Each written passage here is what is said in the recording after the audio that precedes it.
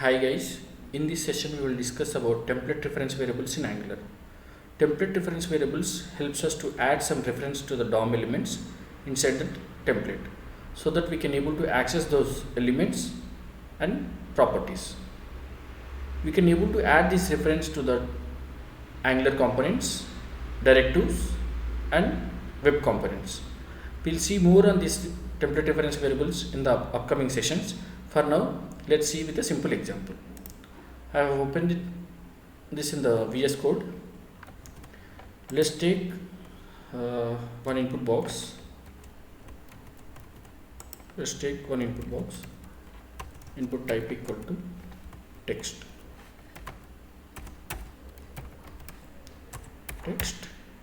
And we define the template reference variable with the help of hash.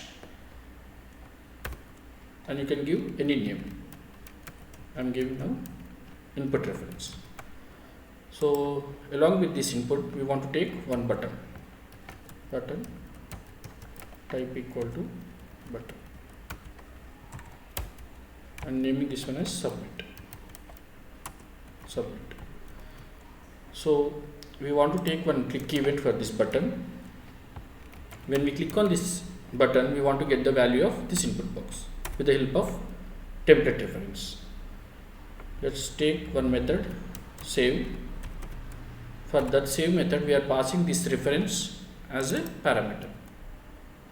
Here you can see we are passing input reference as a parameter to this save method. Let's take this save method inside the component file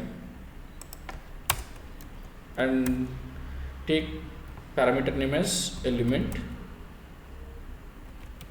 which is a type of any for now, and we want to log this element when we click on the button, console.log element. So let's save the file and go to the browser. Here you can see we got the input box with some button. Let's open browser developer tools. Here you can see console. When I click on the submit button, you can see the input element is logging on the console.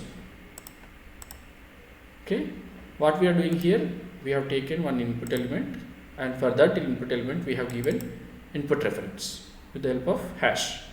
We declared the template references with the help of hash. So we are passing the same reference to this save method, and we are accessing that in the component file. Let's see how can we get the value of an input box on clicking of the button.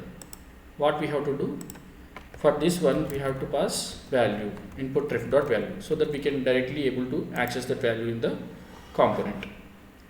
So let's enter some value inside the box and click on submit. Here you can see when I click on the submit box, we are getting the value in the console. Here you can see you can enter whatever you want, and we are getting that value inside the console. So what we are doing here, with the help of this click event, we are passing this input value in the form of reference to the component file. That's it for this session guys. Thank you guys for watching, and see you in the next session.